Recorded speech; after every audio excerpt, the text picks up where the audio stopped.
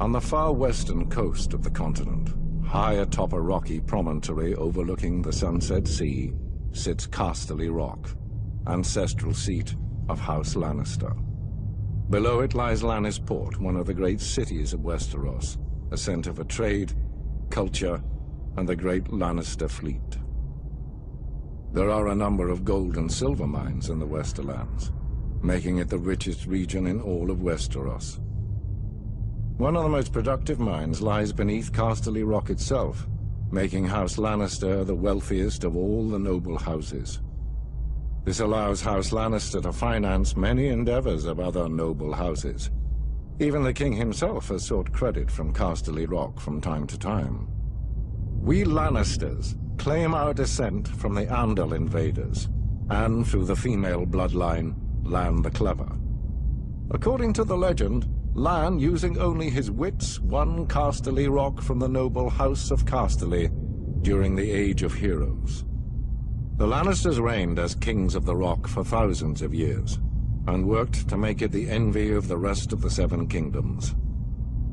Our time as kings ended, however, when Aegon Targaryen, otherwise known as Aegon the Conqueror, arrived in Westeros with his army. The last king of the Rock, King Loren Lannister, joined forces with King Mern Gardener, the king of the Reach.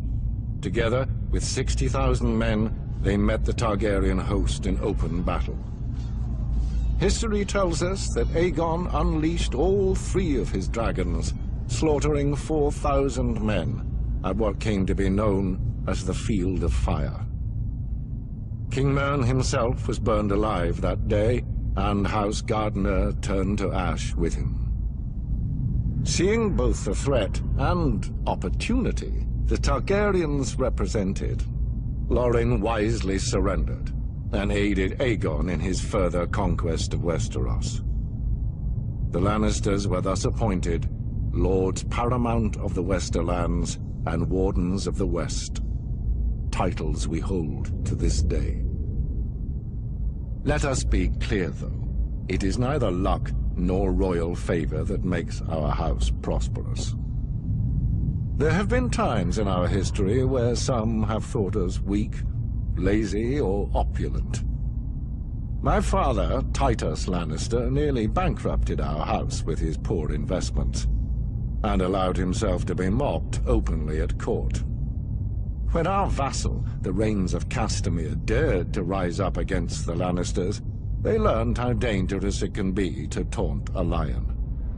I, Tywin Lannister, led the assault on Castamere to put down this rebellion. I made an example of them, to anyone who doubts our might. They even made a quaint song about the fates of the Rains of Castamere. Sadly, there are no Rains left to hear it. Today, the Golden Lion of Lannister is rightly admired and feared throughout the Seven Kingdoms. Our words are, "Hear me roar." But there are other words that should be remembered when crossing a lion of Casterly Rock. A Lannister always pays his debts.